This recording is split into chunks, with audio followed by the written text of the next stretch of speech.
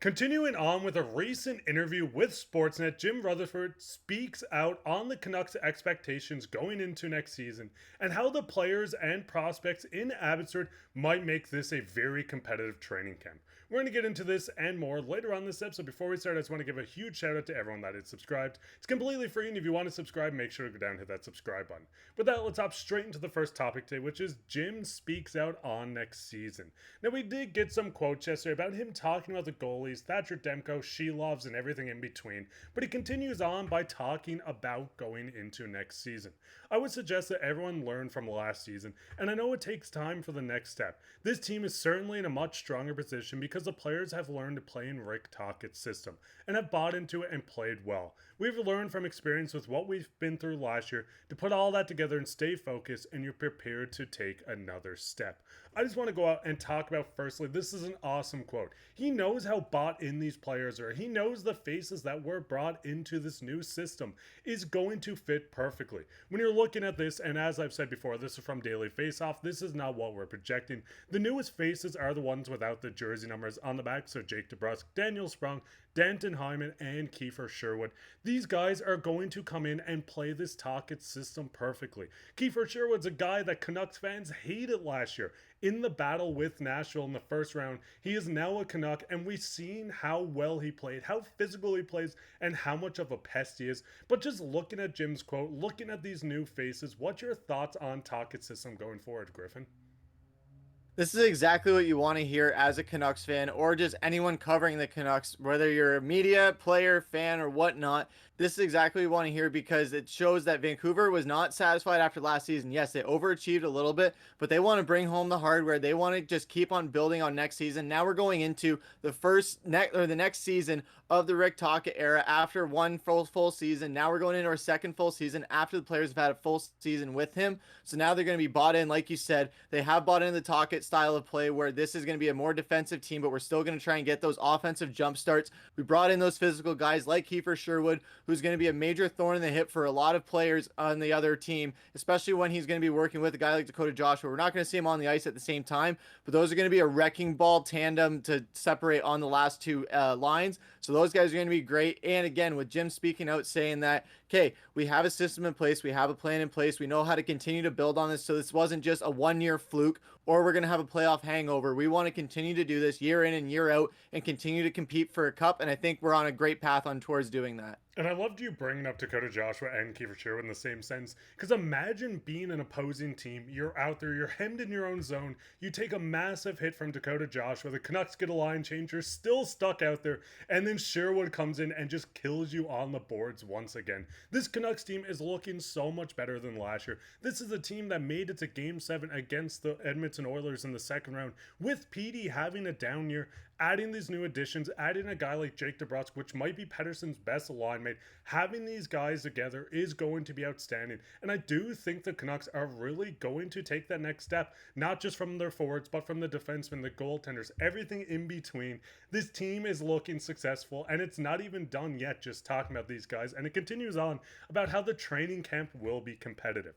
Now, we know the Canucks players that are going to be on this team. I mean, we've looked at them. If you want to pause and go through them fully, you can as well. But Jim continues on and talks about Abbotsford. We have more depth and more balance in our forward lines. I believe that the position can be pretty competitive in camp when you look at some of the young guys we have coming up from the American Hockey League, and that either ready or very close to playing in the National Hockey League, and I can say the same thing about our defense from where we were a year ago. Now, talking about the guys from Abbotsford, obviously there's so many names that are making a name for themselves in European hockey, coming over and playing in Abbotsford, playing everywhere around the world. You can pause, I won't go down through this entire list, but there's a lot of headliners on this. Obviously, Jonathan Lekermacki is touted as their best prospect, that is a forward. He's going to have a full season in Abbotsford, or maybe even with the Canucks. Atu Ratu, Arshdeep Bains, even a guy like Josh Bloom that we've seen score the game-winning goal in the Memorial Cup. But Griffin, just before we get into a lot of these guys, with all these names, are you excited for the Canucks' future with might be coming up from Abbotsford? Absolutely, especially when, like everything else with the Canucks, it translates to the AHL where people are just constantly talking smack about our draft prospect pool, about how these guys aren't good enough. They're not strong enough compared to the other draft prospects that other teams have. But this is an Abbotsford team that went to the postseason last year and they only got better. They only got better as far as their players and they got better as far as their staff too, with bringing in Manny Malhotra to play with, to mold these guys to be NHL ready and make that jump. We saw a few guys make that jump last year. He's going to make sure those guys are ready to go if they're called up, and he's going to make sure the guys that didn't get the call last year, that they are ready to go and just develop these guys further. So I think this is going to be one of the most exciting Abbotsford seasons we've seen in a while. I'm definitely going to be watching a lot more Abbotsford than I've ever watched before, because I can't wait to see what these prospects can bring, not only to Abbotsford, but what they're eventually going to bring to Vancouver in the future. And the biggest thing is, we're only going to highlight some of the forwards that might make that competitive just training camp. There's defenseman Tom Willander, there's guys like PD coming up through the system as well. But looking at the forwards, the first one I wanted to touch on was Linus Karlsson. I mean, Linus Karlsson was a point per game in Abbotsford last season. He went into the playoffs and scored 2 goals, but we also seen him debut in 4 games for the Canucks in the regular season. And he also got 2 full playoff games with this team. I was reading through the comments and I was responding to one of them where he was talking about Linus Karlsson's impact defensively. I think this is a guy that's primed to make the Canucks at some point very soon in the middle 6 or bottom 6. But Griffin, what's your thoughts on Linus Karlsson and maybe him fighting to make it in camp?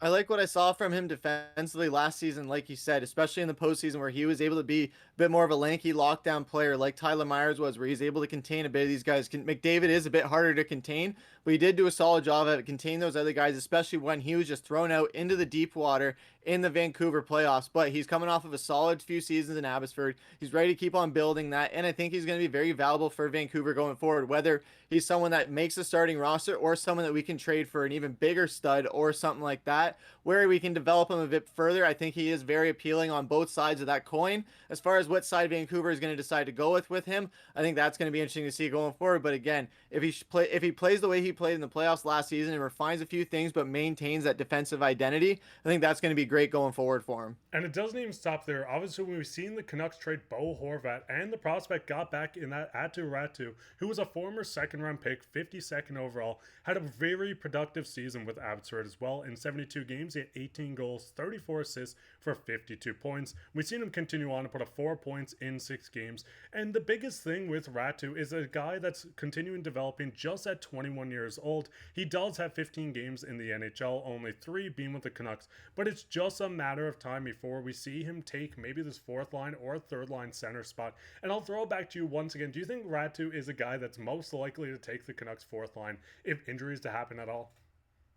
I think he's definitely someone we could for sure see in there. He's coming off of a lot of developing seasons where he just continues to get better and better and better in the AHL, especially when the jump that he had from 2022 and 2023 to 2023, 2024, where it was a massive leap. And he's talked about this past offseason, how he continues to get better, refining his tools, getting better physically, getting stronger, getting in the weight room more, just training and training and training. And this team has come out and said these things too, supporting that, where he's looking great heading into next season. So I think he's going to be one of those prospects that we're going to see jump into this Vancouver Canucks roster sooner than later. And I think it's going to be very exciting to see what he does in Abbotsford. Maybe he puts up a point per game average with the progression he's had. It's not hard to imagine that happening. Maybe he does even more for sure. And it continues on to yet again another player, Arshdeep Bains from BC, the BC homegrown boy. We've seen him as a steal, and I'm not even saying a steal of the draft because he was a free agent pickup by the Canucks. Bains is just 23 years old, 16 goals, 39 assists for 55 points in 59 games.